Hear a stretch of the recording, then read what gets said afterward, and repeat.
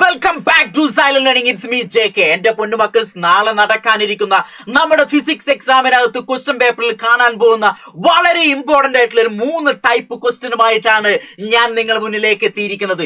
ഒരു കാരണവശാലും നിങ്ങൾ ഇത് എന്ത് ചെയ്യാൻ പാടില്ല, സ്കിപ്പ് ചെയ്യാൻ പാടില്ല. കാരണം സെക്കൻഡ് ചാപ്റ്റർ വളരെ ഇമ്പോർട്ടന്റ് ആണ്. മോഷൻ, ചലനം എന്നുള്ള ചാപ്റ്ററിനകത്ത് പ്രധാനപ്പെട്ട വ്യത്യാസങ്ങൾ അടങ്ങുന്ന 3 ക്വസ്റ്റ്യൻ. നിങ്ങൾ റെഡിയാണോ? അങ്ങനെയെങ്കിൽ കമോൺ ഗൈസ്, കമോൺ വന്നോളൂ. നമ്മൾ ആദ്യത്തെ ക്വസ്റ്റ്യനിലേക്ക് കിടക്കാം. ഫസ്റ്റ് ക്വസ്റ്റ്യൻ നോക്കൂ. എന്താണ് question? Difference between distance and displacement. ഈ ചാപ്റ്ററിനകത്ത് വളരെ ഇമ്പോർട്ടന്റ് ആയിട്ടുള്ള ഒരു ഏരിയ ആണ്. ഡിസ്റ്റൻസ് എന്ന് പറഞ്ഞാൽ ദൂരമാണ്. ഡിസ്പ്ലേസ്മെന്റ് എന്ന് പറഞ്ഞാൽ നമുക്കറിയാം സ്ഥാനാന്തരം. എന്തായിരിക്കണം? സ്ഥാനാന്തരം. എല്ലാവർക്കും അറിയുന്ന കാര്യം തന്നെയാണ്. അപ്പൊ ദൂരവും സ്ഥാനാന്തരവും തമ്മിലുള്ള പ്രധാന വ്യത്യാസങ്ങൾ എന്തൊക്കെയാ നോക്കൂ മക്കളെ.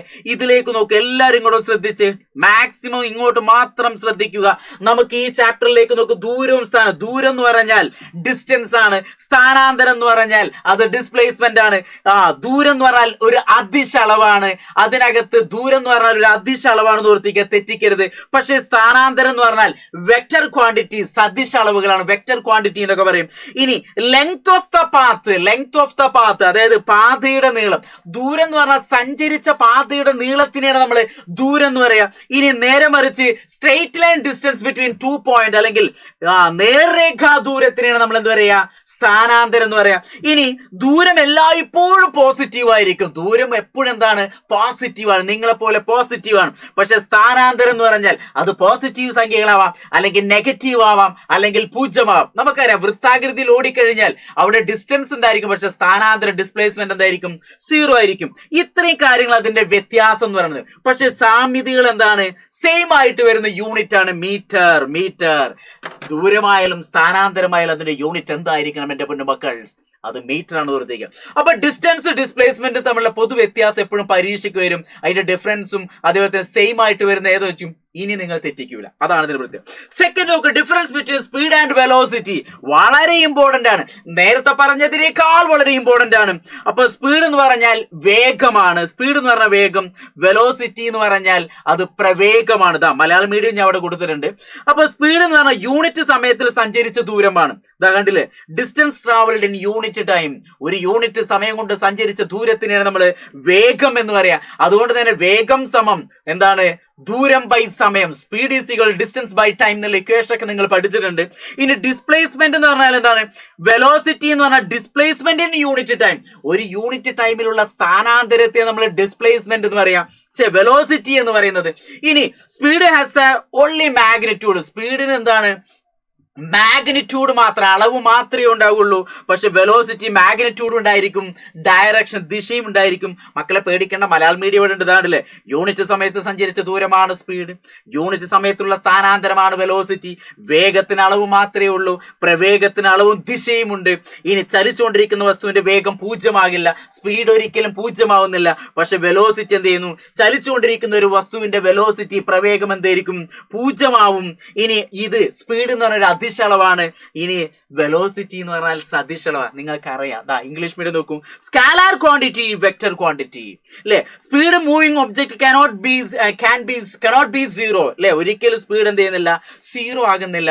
Velocity of A moving object can be 0. അപ്പോ പ്രവേഗവും സ്പീഡും തമ്മിലുള്ള പ്രധാന വ്യത്യാസം മനസ്സിലായോ? ഇനി രണ്ടിന്റെ സെയിം ആയിട്ട് വരുന്ന എന്താണ്? യൂണിറ്റ് മീറ്റർ പെർ സെക്കൻഡ് ആയിരിക്കും. യൂണിറ്റ് എന്താണ്? രണ്ടും സെയിം ആയിട്ട് വരുന്ന ഏതാണ്? Metre per second. രണ്ടിന്റെ യൂണിറ്റ് മീറ്റർ പെർ സെക്കൻഡ്. എന്റെ മക്കൾസ് തെറ്റിക്കരുത്, വളരെ ഇമ്പോർട്ടന്റ് ആണ്. ഇനി അടുത്ത മൂന്നാമത്തെ നോക്കിക്കോളൂ. നമുക്ക് മൂന്നാമത്തെ മെയിൻ ഡിഫറൻസ് ബിറ്റ്വീൻ ആക്സിലറേഷൻ, ത്വരണം, അതോടൊപ്പം റിട്ടേർഡേഷൻ. ത്വരണത്തിന്റെയും ആക്സിലറേഷന്റെയും ത്വരണത്തിന്റെയും റിട്ടേർഡേഷന്റെയും മന്ദീകരണത്തിന്റെയും പ്രധാന വ്യത്യാസം നോക്കൂ.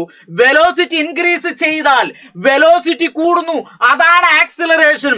വെലോസിറ്റി ഡിക്രീസ് ചെയ്താൽ അതിനെ നമ്മൾ റിട്ടേർഡേഷൻ, മന്ദീകരണം എന്ന് പറയാം. അപ്പൊ നിങ്ങൾ പ്രോബ്ലം ചെയ്യുമ്പോൾ ചിലപ്പോ പോസിറ്റീവ് സംഖ്യയും വരിക, അത് acceleration.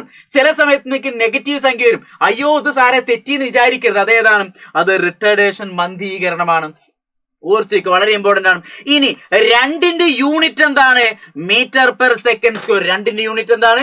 Metre per second square. അപ്പൊ എന്റെ പൊന്നു മക്കൾസ് ഓർത്തു വെക്കുക, നമുക്ക് ഈ ചാപ്റ്ററിനകത്ത് ഇതേപോലെ ഒരുപാട് സാമ്യതകളും ഡിഫറൻസും ഒരുപാട് യൂണിറ്റുകളും അതേപോലെ തന്നെ പരീക്ഷയ്ക്ക് ചോദിക്കുന്ന കിണ്ണം കാച്ചി ഒരുപാട് ക്വസ്റ്റ്യനുകളുമായിട്ട് ഞങ്ങൾ എന്ത് ചെയ്യുന്നുണ്ട്, ഞാനും മുഫീദ മിസ്സും എല്ലാവരും എന്ത് ചെയ്യുന്നുണ്ട്, നമ്മുടെ മാരത്തോൺ ലൈവിൽ വരും.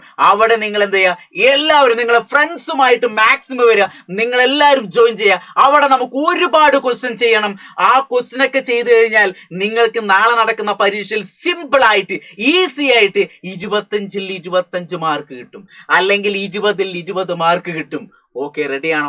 ആർക്കും ഒരു കുഴപ്പം ബുദ്ധിമുട്ടും മനപ്രയാസം ഇല്ലല്ലോ. അപ്പൊ തീർച്ചയായിട്ടും നിങ്ങൾ എല്ലാവരും എന്ത് ചെയ്യുക, പബ്ലിക് ലൈവിൽ ജോയിൻ ചെയ്യുക. കാരണം ഇത് ഞാനൊരു സാമ്പിൾ വെടിക്കെട്ട് മാത്രമാണ്.